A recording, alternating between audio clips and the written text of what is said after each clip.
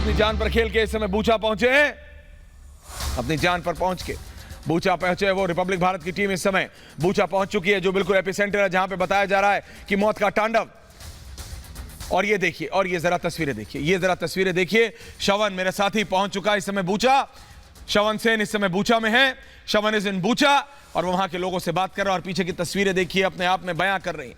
मैं इन तस्वीरों पर रहना चाहूंगा। मेरे साथ मेरे गेस्ट हैं, मेरे साथ मेरे गेस्ट हैं, मेरे साथ मेरे गेस्ट है, मेरे साथ lieutenant general Shankar Prasad and general G D Bakshi. Generals, Bucha की जो तस्वीरें आ रही हैं, जनरल जीडी बख्शी सब, बूचा की जो तस्वीरें आ रही हैं, हमारी टीम वहां पहुंच चुकी है।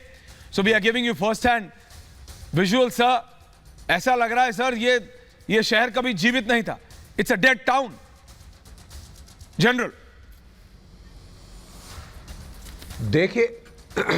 देखिए साहब, मैं आपको सिर्फ इतना कहना चाहूंगा कि जितने दिन लड़ाई चलती है और यूक्रेन की तबाही बढ़ती जाएगी, लेकिन बड़े अफसोस की बात है कि जो अमेरिकन हैं, जो नेटो वाले हैं, उन्होंने ये तो साफ कर दिया कि हम बूट्स ऑन ग्राउंड नहीं लगाएंगे, हम लड़ने नहीं आएंगे, हम कोई नो फ्लाई जोन नहीं हम इनिशिएट करेंगे। हाँ, हम आपको javelin anti tank guided missile, आपको मशीन गने, आपको स्टिंगर सैम्स देते जाएंगे। आखिरी यूक्रेनियन जब तक खड़ा है, आखिरी इमारत खड़ी है, हम तो साहब लड़ते जाएंगे रूस के साथ। मैं समझता हूं ये पोजीशन अपने आप में नैतिकता के तौर पे इमोरल है। आप केवल यूक्रेन की तबाही करा रहे हैं और यूक्रेन की तबाही के साथ साथ दुनिया की जो इकॉनमी थी, जो कोविड के कहर से उभर कर एट लॉन्ग लास्ट 2.5 साल के बाद बाहर आ रही थी, उसका भी सत्यानाश हो जाएगा। तेल, ऑयल, आपकी जो नेचुरल गैस, आपके फर्टिलाइज़र, इसकी प्राइसेस स्काई रॉकेट हो रही हैं। एसेंशियल मेटल्स, मिनरल्स की प्राइसेस स्काई रॉकेट हो रही हैं। आपके जो बुरे हाल हैं पावर जनरेशन के, और फूड, यूक्रेन और रूस से कितना ज़्यादा वीट का एक्सपोर्ट होता था मिडल ईस्ट में, अफ्रीका में, ये सब भुखमरी वहाँ फैलेगी साहब। सीज फायर ज़रूरी है, रियलिस्टिक टर्म्स पे सीज फायर ज़रूरी है, लेकिन अमेरिका का एजेंडा है कि हम आखिरी यूक्रेनियन तक रूस से लड़ेंगे।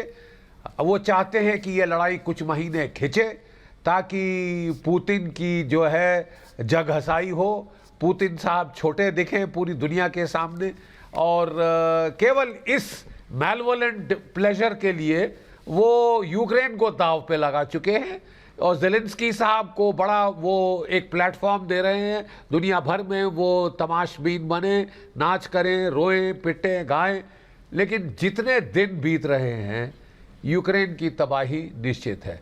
देखिए, एक इजरायली जो हैं कमेंटेटर, उन्होंने कहा है कि 5 मेजर आउटकम्स इसके हो सकते हैं। 1, कि रशिया की जो सुपीरियर मिलिट्री फोर्स है वो ग्राइंड डाउन करे मीट ग्राइंडर वॉर में एट्रिशन की, और यूक्रेन को इस हालत पे लाए कि उसको सारी शर्तें मांगनी पड़े।